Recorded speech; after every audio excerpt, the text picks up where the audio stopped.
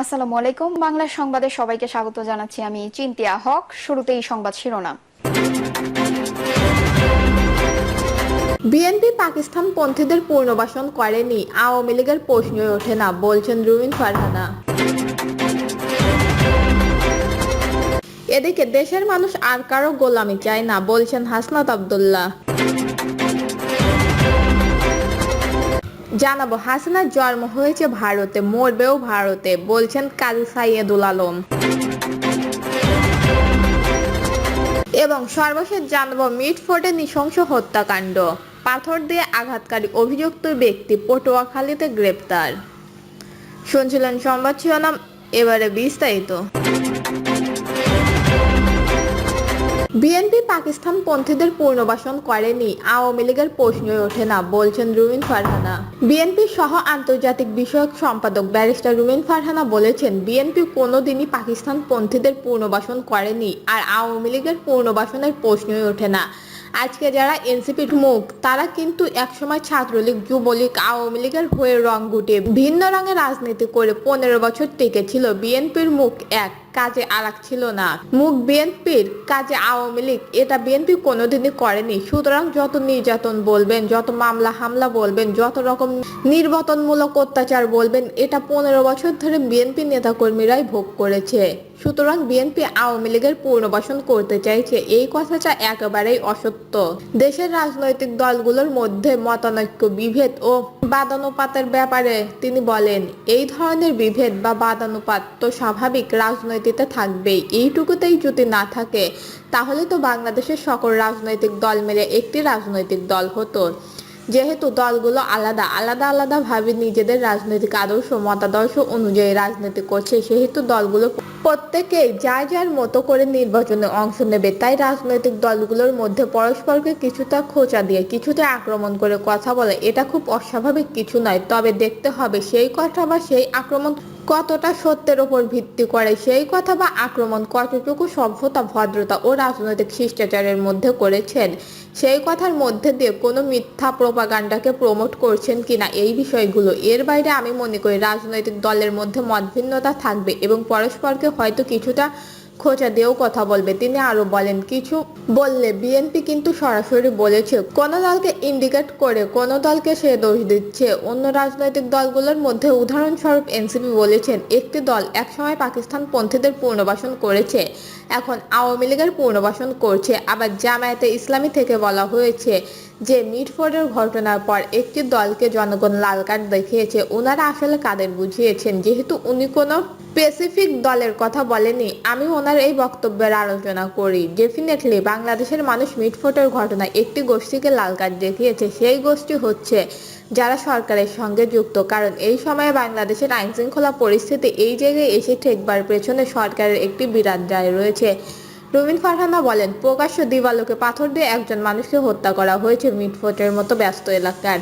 সেখান থেকে কয়েক গজের মধ্যে আনসার ক্যাম্প আছে, একটা মানুষ এগিয়ে এলো না, ভিডিও করলো দূর থেকে। পরের দিন যখন গণমাধ্যম এলাকায় গেল, একজন প্রত্যক্ষদর্শী মুখ খুলল না। ভিডিওটিতে যাকে দেখা গেছে, বিএনপির ভারপ্রাপ্ত চেয়ারম্যান বলেন যে কেন তাকে গ্রেপ্তার করা হচ্ছে না। ভুক্তভোগীর পরিবার থেকে বলা হচ্ছে, পুলিশ এজাহার বদলেছে। এই যে এতগুলোর দায় যে সরকারকে নিতে হবে, তাই না? তাই এই সরকারকে ডেফিনেটলি বাংলাদেশের মানুষ লাল কার্ড দেখিয়েছে। দেশের মানুষ আর কারো গোলামি চায় না, বলছেন হাসনাত আব্দুল্লাহ। দেশের মানুষ আর কারো গোলামি চায় না বলে মন্তব্য করেছেন জাতীয় নাগরিক পার্টির দক্ষিণাঞ্চলের মুখ্য সংগঠন হাসনাত আব্দুল্লাহ। তিনি বলেছেন, গত 1.5 দশকের জনগণ মানুষকন্যা দেখেছে, তারা আর গণতন্ত্রের মানুষপুত্র দেখতে চায় না। বিএনপির মহাসচিবকে উদ্দেশ্য করে হাসনাত আব্দুল্লাহ বলেন, জনাব ফখরুল ইসলাম বলেছেন, তারেক রহমান আর বিএনপিকে নিয়ে যদি কথা বলা হয়, তাহলে সেটা নাকি গণতন্ত্রের জন্য হুমকি স্বরূপ। তাকে শ্রদ্ধা সম্মান দেখিয়ে বলতে চাই, যখন কোনো ব্যক্তি ও দলকে প্রশ্নের ঊর্ধ্বে করা হয়, সমালোচনার ঊর্ধ্বে রাখা হয়, সে ফ্যাসিস্টবাদ হবে নিশ্চিত এবং নিশ্চিত। হাসনাত বলেন, কোনো ব্যক্তি ও দলকে রাষ্ট্রের ঊর্ধ্বে নয়, রাষ্ট্রের মধ্যে যে ব্যক্তি, যে রাজনৈতিক দল আসছে, তারা সেবক হওয়ার জন্যই আসে, মালিক হতে আসে না। যারা সেবা করতে আসবে, তাদের জবাবদিহিতা নিশ্চিত করার অধিকার বাংলাদেশের জনগণের রয়েছে। যারা জবাবদিহিতাকে রুক্ষ করতে চায়, তারা আরেকটি ফ্যাসিস্টবাদের দিকে এগিয়ে যাচ্ছে।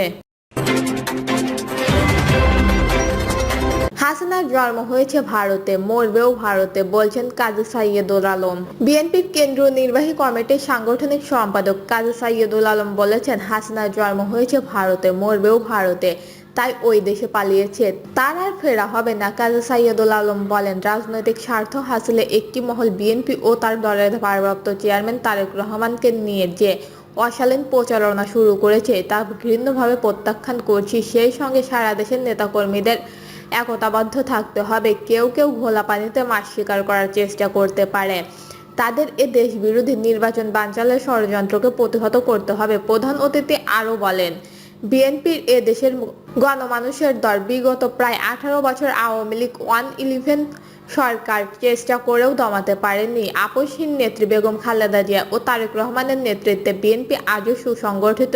আর 2 দিনের রাজনীতিতে পুনর্বাসিতরাই এখন বিএনপিকে ও তার দলের ভারপ্রাপ্ত চেয়ারম্যানকে নিয়ে কটাক্ষ করে বদনাম ছড়িয়ে কোনো কিছু করতে পারবেন না। বিএনপির স্বাধীনতার পক্ষে এবং তৃণমূল গণমানুষের আস্থার ঠিকানা, তাই সাবধান হয়ে যান। বিএনপিকে প্রতিপক্ষ বানিয়ে মাঠে নামলে আপনাদের অস্তিত্বও থাকবে না। নির্বাচনে আপনাদের এত ভয় কেন? তিনি বিএনপিকে নিয়ে অপপ্রচারের বিষয়ে বলেন, বিএনপি জনগণের রাজনীতি করে, অন্ধকার গড়িতে হেঁটে বিএনপি জনগণের আস্থা অর্জন করেনি। দেশের প্রতিটি গ্রাম, পাড়া, মহল্লা, ওয়ার্ড, ইউনিয়ন, উপজেলায় গিয়ে দেখুন, বিএনপি তার নিজস্ব জনভিত্তিক ওপর দাঁড়িয়ে রাজনীতি করে, কারো ওপর স্বর্ণলতা করে রাজনীতি করে না। তাই সময় থাকতে সাবধান হন, না হলে আপনারা আবার অন্ধকার গলিতে চলে যাবেন। এই সময় তিনি আগামী নির্বাচনে বিএনপির সর্বস্তরের নেতাকর্মীদের এক কাতারে থেকে কাজ করার আহ্বান জানান। মিটফোর্ডের নৃশংস হত্যাকাণ্ড, পাথর দিয়ে আঘাতকারী অভিযুক্ত ব্যক্তি পটুয়াখালীতে গ্রেপ্তার। মিটফোর্ডে প্রকাশ্যে পাথর দিয়ে ব্যবসায়ী সোহাগকে হত্যা মামলায় অন্যতম অভিযুক্ত একজনকে পটুয়াখালীর ইটবাড়িয়া এলাকা থেকে গ্রেপ্তার করেছে ডিবি পুলিশ। বিষয়টি নিশ্চিত করেছে পটুয়াখালীর অতিরিক্ত পুলিশ সুপার সাজেদুল ইসলাম। পুলিশ জানিয়েছে, মামলার অন্যান্য আসামিদের গ্রেপ্তার করে অভিযান এখনো চলমান থাকায় ধৃত ব্যক্তির নাম পরিচয় প্রকাশ করা হয়নি। তবে এই গ্রেপ্তারের মাধ্যমে আলোচিত সোহাগ হত্যা মামলায় গ্রেপ্তার হওয়া আসামির সংখ্যা বেড়ে দাঁড়ালো 9 জনে। এর আগে সোমবার র্যাব 11 ও র্যাব 10 এর যৌথ অভিযানে নারায়ণগঞ্জের বন্দরের একটি এলাকা থেকে মামলার অন্যতম আসামি মোহাম্মদ নান্নু কাজীকে গ্রেপ্তার করা হয়। গত 9 জুলাই বিকালে মিটফোর্ড হাসপাতালের 3 নম্বর ফটকের সামনে নির্মমভাবে খুন করা হয় ভাঙাড়ি ব্যবসায়ী সোহাগকে। প্রত্যক্ষদর্শীদের সামনে তাকে পাথর দিয়ে মাথা এবং শরীরে বারবার আঘাত করে হত্যা করা হয়। ঘটনাটি সিসিটিভি ফুটেজে ধরা পড়লে তা সামাজিক যোগাযোগ মাধ্যমে ভাইরাল হয় এবং দেশজুড়ে তীব্র আলোচনার সৃষ্টি করে। ঘটনার পরের দিন 10 জুলাই নিহত সোহাগকে বড় বোন মঞ্জু আরা বেগম বাদী হয়ে সংশ্লিষ্ট থানায় একটি হত্যা মামলা দায়ের করেন। নৃশংস এই হত্যাকাণ্ডকে ঘিরে তদন্ত জোরদার করেছে আইনশৃঙ্খলা বাহিনী। দ্রুত সময়ের মধ্যেই বাকি আসামিদের গ্রেপ্তার অভিযান অব্যাহত রয়েছে বলেও জানিয়েছে পুলিশ। দর্শক, এই ছিল এখনকার সর্বশেষ নিউজটি ভালো লাগলে একটি লাইক দিন, কমেন্টে আপনার মতামত জানান এবং আমাদের পাশে থাকার জন্য বেল বাটনটি অন করে রাখুন। ধন্যবাদ।